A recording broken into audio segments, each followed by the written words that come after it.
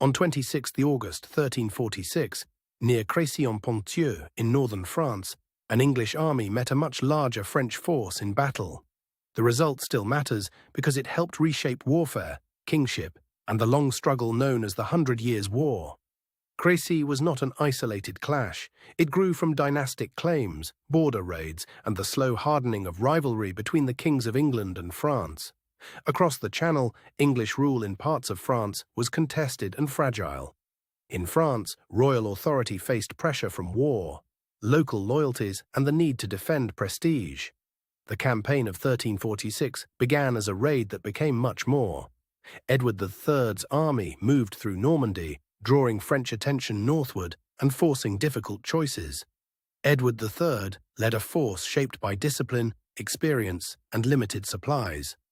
On the French side, Philip VI carried the burden of responding decisively to a challenge he could not ignore.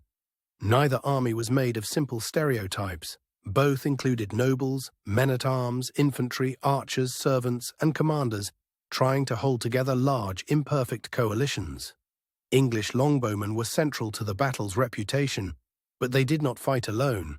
Stakes, terrain, and formation discipline all mattered as much as the weapon itself. French forces included heavily armed cavalry and supporting infantry, with confidence in direct assault and noble momentum. Their challenge was not courage, but coordination under pressure. Logistics shaped the day before any arrow was loosed. Marching, fatigue, food, horses, and weather all narrowed the choices available to both commanders. Morale was uneven on both sides. The English had reason to trust their defensive position, while many French men arrived after a hurried march and a difficult night. As the English withdrew toward Crécy, they were not fleeing in panic.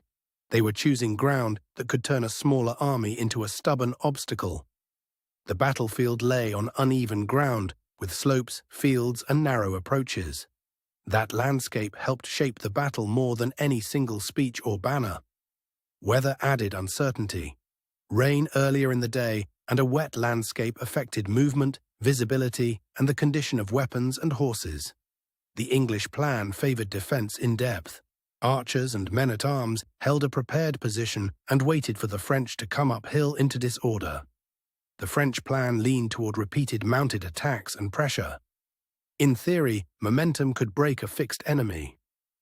In practice, the ground made that far harder. The opening phase began with waiting, watching, and the strain of command. Small movements on the field carried outsized meaning because each side tried to read the other first. When the first French attacks came, they met uneven ground and disciplined resistance. The English position reduced the room for a clean charge and complicated every approach. Archers helped shape the pressure point of the battle.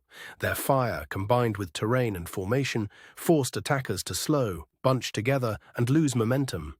The French assaults did not fail because of one mistake alone.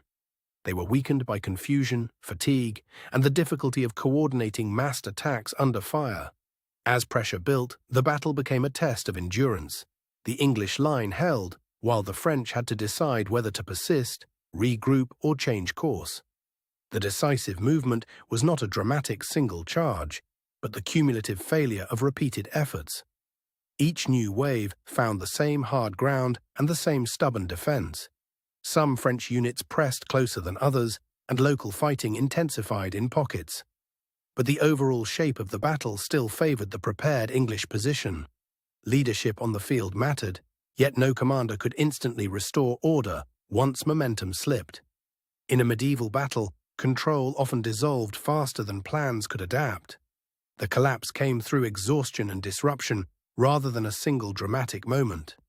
Once attacks lost coherence, the French army could no longer force the English line apart. By evening, the field belonged to the English. The victory was hard won, but it was also a demonstration that preparation and position could outweigh size and prestige.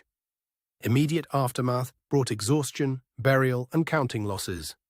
Medieval chroniclers emphasized the scale of the defeat, though exact figures remain uncertain. For Philip VI, the defeat was a serious blow to authority and momentum.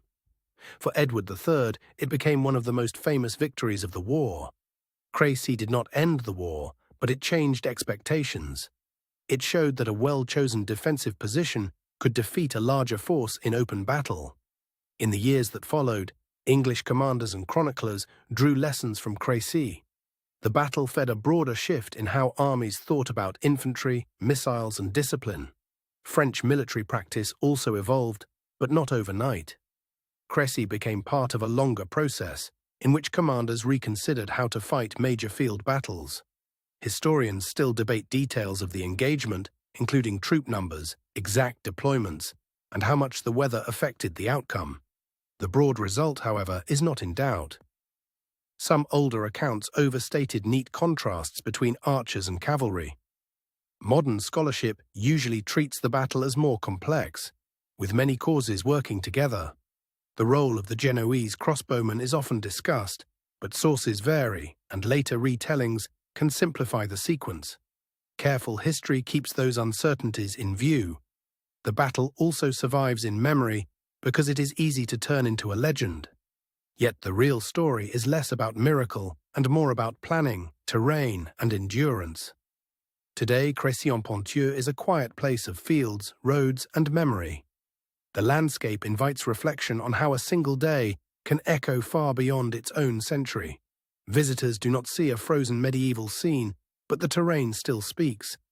The slopes, open ground, and distances help explain why commanders chose as they did.